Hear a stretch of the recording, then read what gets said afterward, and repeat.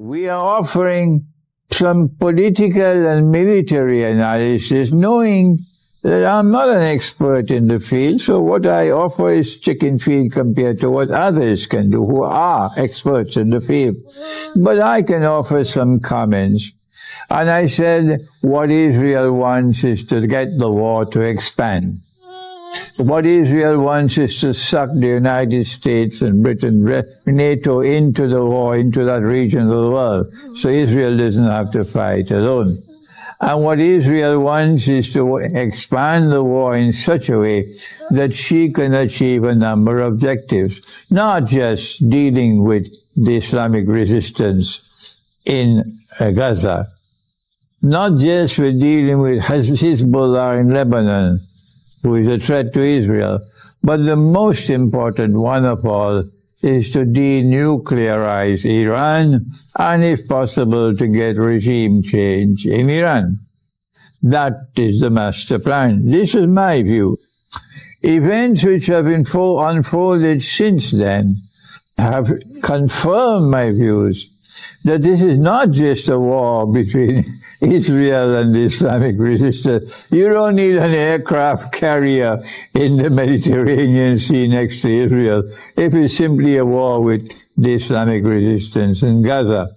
You don't need Britain and France and Germany lining up to send troops and anti-aircraft missiles and so on being placed all over in bases around.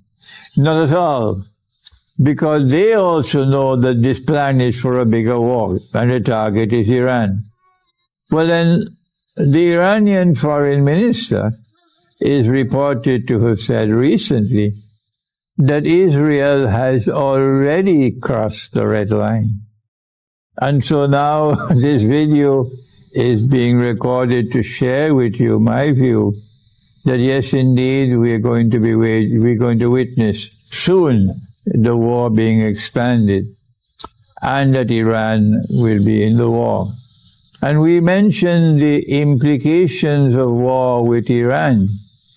Not just that Iran will become a nuclear power immediately, but other than that. We said that Iran will block the Straits of Hormuz. Iran has the capacity to do that. And when the Straits of Hormuz are blocked, supply of oil is disrupted, the price of oil is going to escalate. It's now almost $100 a barrel. Very soon it will reach 150 and more than that. And as the price of oil goes up, something mysterious will happen to the world of money. Why? What connection is there between the price of oil and money? Answer, it's bogus money. It's fraudulent money. It's haram money being used by all of us today, all of us. Paper money, plastic money, electronic money, cryptocurrencies, central bank digital currencies, all of them. So all of these money are bogus and fraudulent and haram. And I have been teaching this subject for 25 years now. And I am correct in my views on money. But our scholars don't seem to share the same view with me. They will never say that this money is haram. The institutions of Islamic learning producing the scholars, they are called the Jamia, like Jamiatul Azhar in Egypt. Or they're given the name Darul Ulum, or the House of Knowledge. And they are ominously silent on the subject of money, and they will have to answer on Judgment Day. So what's going to happen when you have bogus money? Answer, as the price of oil goes up, all the money of the world will go down.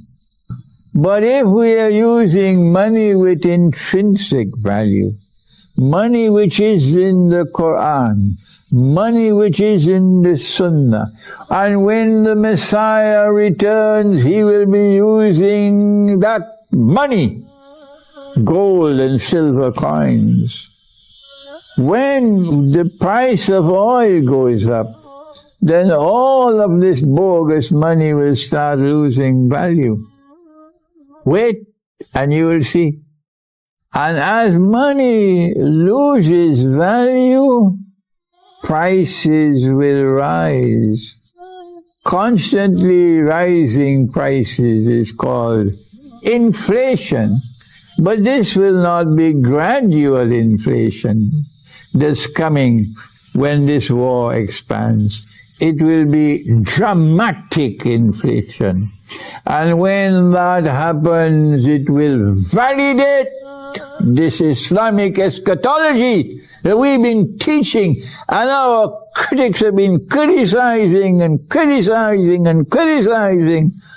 That dramatic inflation that's coming will validate what we've been teaching in Islamic eschatology, and the world that is listening and viewing will know that you are bogus in your scholarship. And so prepare for dramatic inflation. How do we prepare for dramatic inflation? Number one, if you can get out of paper money and transform it into gold and silver, do that. You should have been doing that long ago. Number two, it's not just gold and silver which can be used as money. When there's a shortage of gold and silver, what will our prophet do? They don't care for this. But he would use wheat, he would use barley, he would use dates, he would use salt. And we would use sugar as well. We would use rice with the haspadi rice. Any one of these articles of food consumption, which are in an abundant supply in the market and have a shelf life, can be used as money instead of gold and silver. When bogus money is collapsing and inflation is ripping us off and reducing us to poverty and to destitution, as happening in Pakistan.